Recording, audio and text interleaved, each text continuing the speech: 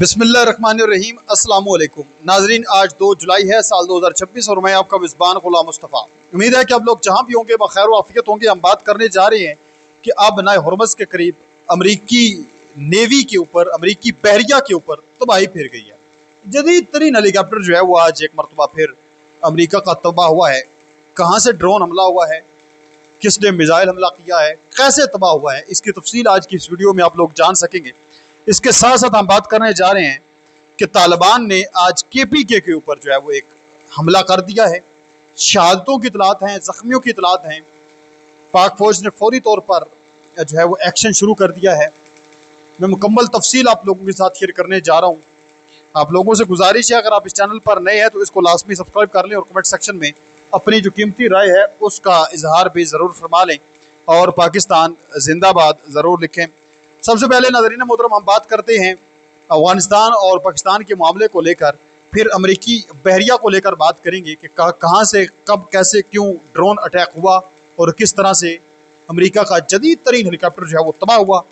नाज़रीन मोहतरम, आज खबर ये सामने आई कि खैबर पख्तूनख्वा पाकिस्तान का जो सूबा है वहाँ पर आगे उसका जो ज़िला बाजोड़ है वहाँ पर एक ड्रोन हमला हुआ है और एक जो घर है उसको निशाना बनाया गया है, जिसके नतीजे में जब ड्रोन अटैक हुआ तो ये एक सैयद वली जान नाम का एक शख्स है, उसके घर के ऊपर ये ड्रोन हमला हुआ। 3 बच्चे जो हैं वो शहीद हो गए, 7 अफराद जो हैं वो ज़ख्मी हो गए, जिनमें ख़वातीन और बच्चे भी शामिल हैं। ज़राए ने यह तस्दीक की है।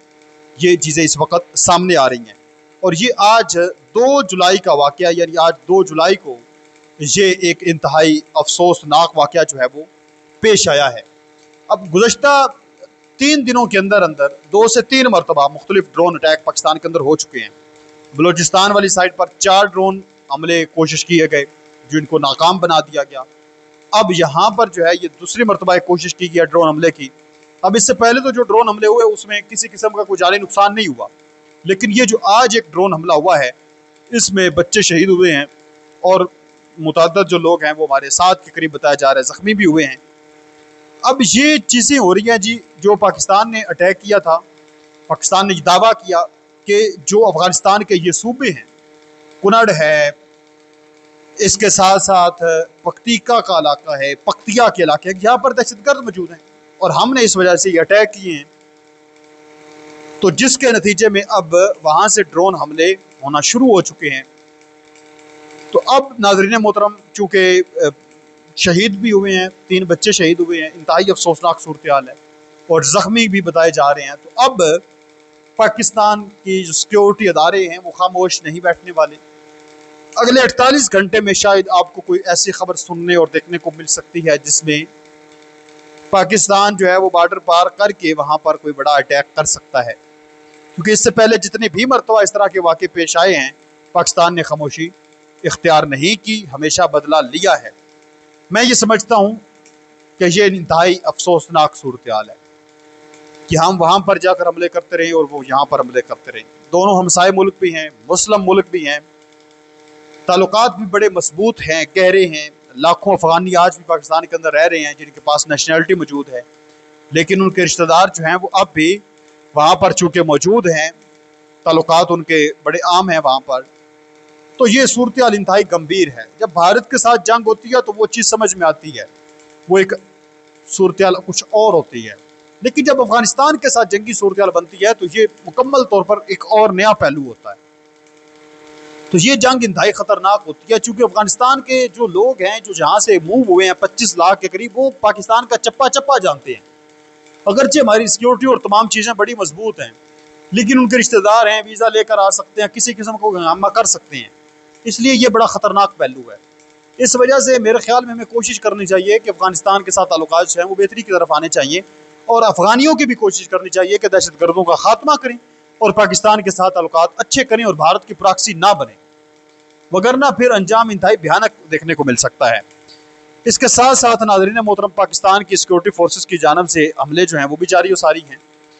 बलूचिस्तान के इलाके दश्त में सिक्योरिटी फोर्सेस ने बड़ा ऑपरेशन किया है। ज़राए के मुताबिक BLA के फितना हिंदुस्तान के 4 जो दहशतगर्द हैं वो पार किए गए हैं और कामयाब तरीन ये इंटेलिजेंस बेस्ड ऑपरेशन था जिसमें दहशतगर्दों के ठिकाने जो हैं वो भी तबाह कर दिए गए हैं।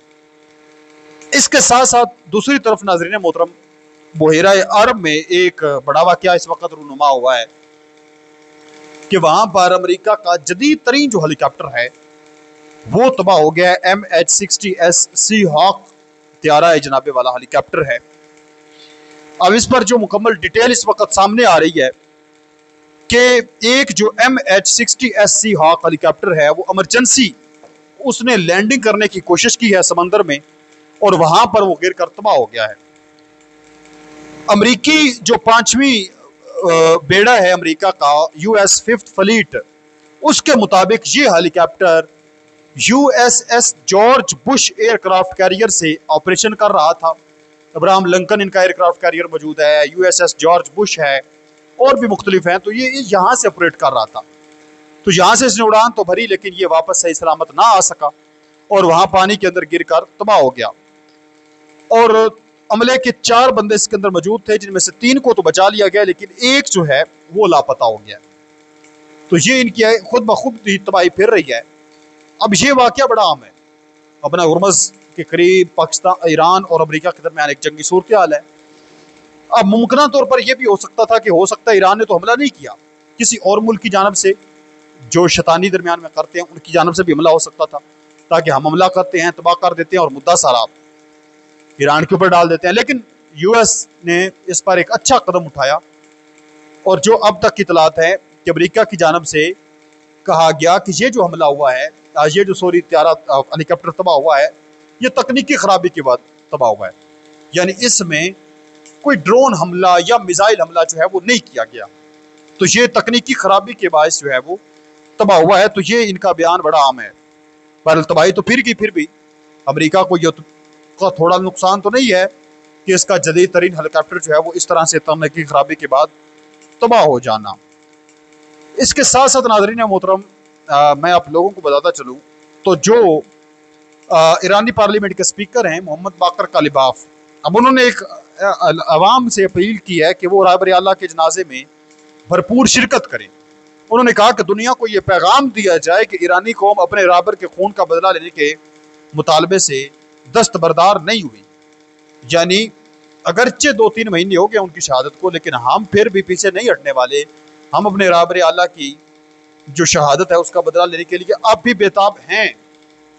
ये बुनियादी तौर पर अमेरिका और उसके हवारी जो है खित्ते के अंदर मौजूद हैं उनको लिए एक पैगाम है जो ईरानी पार्लियामेंट के स्पीकर बाकर कालिबाफ ने यह ऐलान किया है कि आप अपनी एक मजबूत यकजहती का इजहार करने के लिए क्या आप पाकिस्तान इनकलाब के साथ खड़े हैं, खामनाई साहब की नस्ल के साथ खड़े हैं, आप निकलें, भरपूर तरीके के साथ निकलें ताकि लोगों को पता लगे। तो आप इस तमाम सूरत पर क्या कहेंगे मुझे ज़रूर बताएं। मिलते हैं एक और नई वीडियो में, तब तक अल्लाह निगहबान, पाकिस्तान हमेशा जिंदा।